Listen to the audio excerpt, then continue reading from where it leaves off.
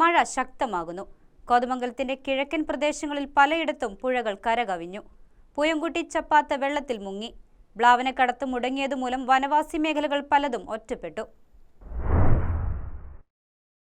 മഴ കനക്കുകയാണ്. വെള്ളിയാഴ്ച പകൽ ആരംഭിച്ച മഴ ഇപ്പോഴും തുടരുന്നു.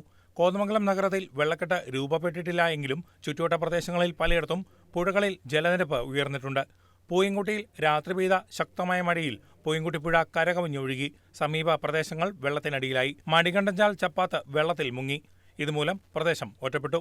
ഇവിടെ നിന്നും ആരംഭിക്കേണ്ട ബസ് സർവീസുകളെല്ലാം തന്നെ മുടങ്ങിയിരിക്കുകയാണ്. ഉരുളൻതണ്ണിയിലും ജലനിരപ്പ് ഉയർന്നുകൊണ്ടേയിരിക്കുകയാണ്. ബ്ലാവനയിൽ വെള്ളമുയർന്ന ജങ്കാർ സർവീസ് അസാധ്യമായതോടെ നിരവധി വനവാസി മേഖലകൾ ഒറ്റപ്പെട്ടു. ജലനിരപ്പ് ഉയർന്നതിനോടൊപ്പം കാട്ടുമരങ്ങൾ കടപുഴകി ഒഴുകി വരുന്നതും ജങ്കാർ സർവീസിന് ഭീഷണിയായിട്ടുണ്ട്. ഉറിയമ്പട്ടി, വെള്ളാരംകുത്ത്, വാര്യം, കുഞ്ചിപ്പാറ, തലവച്ചപ്പാറ, തേര തുടങ്ങിയ ഉന്നതികളും മണികണ്ഠൻചാൽ, കല്ലേലിമേട് എന്നീ മലയോര ഗ്രാമങ്ങളും ഒറ്റപ്പെട്ടു.